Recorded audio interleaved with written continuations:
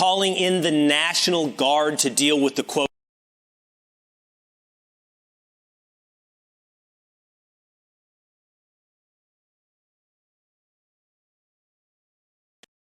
"Human." 50 migrants arrived in Martha's Vineyard. Now, California Governor Gavin Newsom wants GOP governors like Governor Ron DeSantis of Florida and Texas Governor Greg Abbott to be charged with kidnapping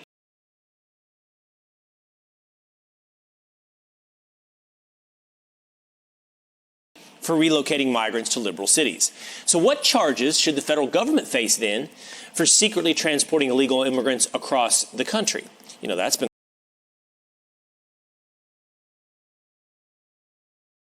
going on for the past year.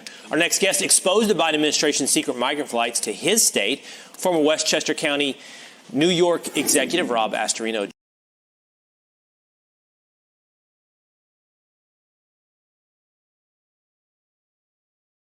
joins us now. Rob, great to see you this morning. The word that's being thrown around, and I believe California Governor Gavin Newsom has used as kidnapping. So, are those to be applied universally? Definitely federal kidnapping charges, definitely human trafficking by the Biden administration. We can go on and on and on. We probably run out of crimes to charge.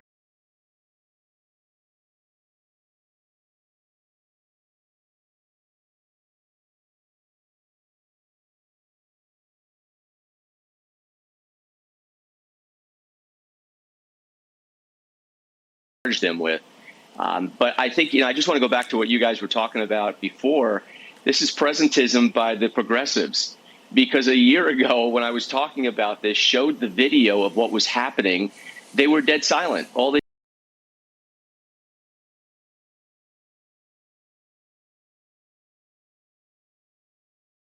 did was called me a racist and a hater and all this other nonsense. And it was happening right into our own neighborhoods here in Westchester County. It also went to Stewart International Airport, these flights, which is a New York State-controlled Port Authority airport. So Governor Hochul was in on it. And so this is nothing new to us. These migrants are coming into our schools. They're coming into our hospitals.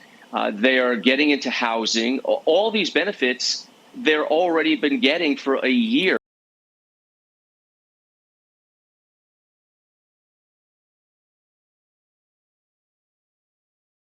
So now that they go to Martha's Vineyard, and by the way, great job, Governor DeSantis.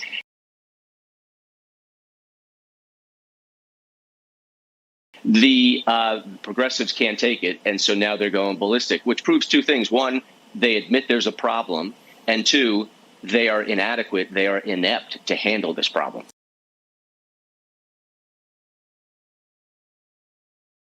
So, Rob, in your estimation, explain the difference in reaction from a year ago to today. Is it simply that now the other political party is doing it? No question. So, yeah, I had a press conference August 13th of 21 outside Westchester County Airport, and I had video, which you have used at nighttime, these flights coming in, but also at broad daylight, we caught some. And we followed the buses of where they were being transported all over the place, just getting into cars. And the buses would stop at a thruway rest stop, and there would be all these waiting cars for them to get into, and off they would go. And we got no answers whatsoever. And when I said this and demanded answers to our questions, I was called a hater, a racist, all the typical racist stuff that they say. But I pursued. I wrote a letter to President Biden February 1st of this year. Still zip, nothing, no answers whatsoever.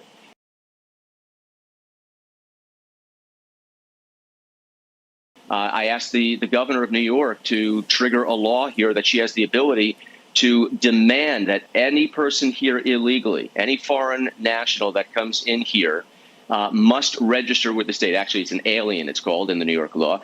You must register with New York State within 1 day. That would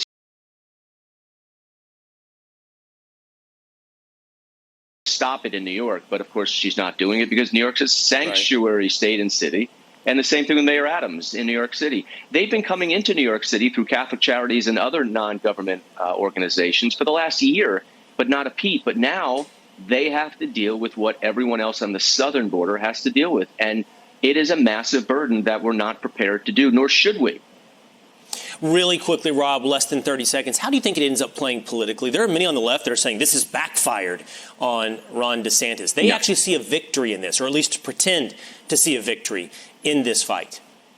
Not at all. You have normal people of all political stripes saying, hey, what the hell is going on here? I can tell you in my kids' high school, in their classrooms, they've got 5 or so each,